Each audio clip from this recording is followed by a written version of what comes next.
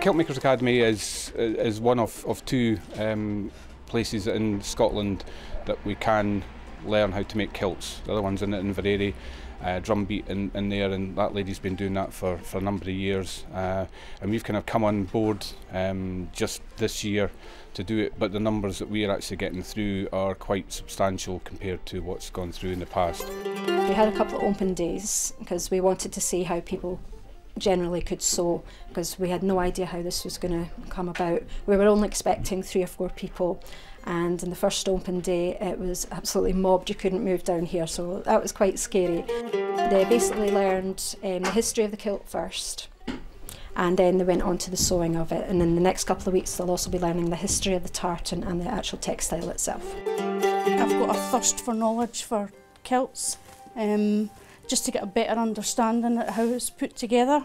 But sewing has been my passion for years.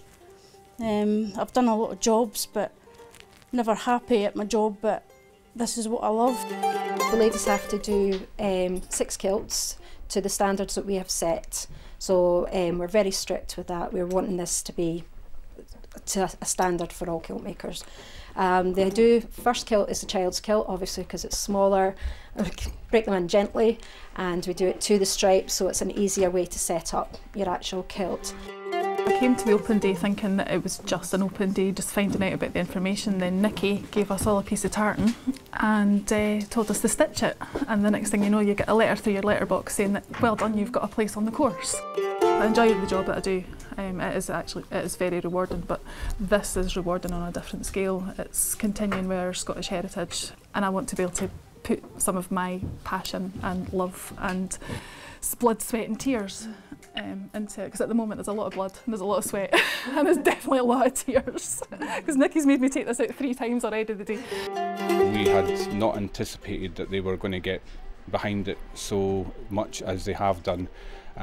So much so that a few of them are actually waking up in the morning dreaming about making kilts, which is good in a healthy way. A lot of the traditionally trained kilt makers are now in their 60s, 70s, 80s. It is a dying art, and if we don't start bringing kilt makers through trained traditionally, we're going to lose it altogether. So that's why it's important to us to actually bring back this art, kilt making.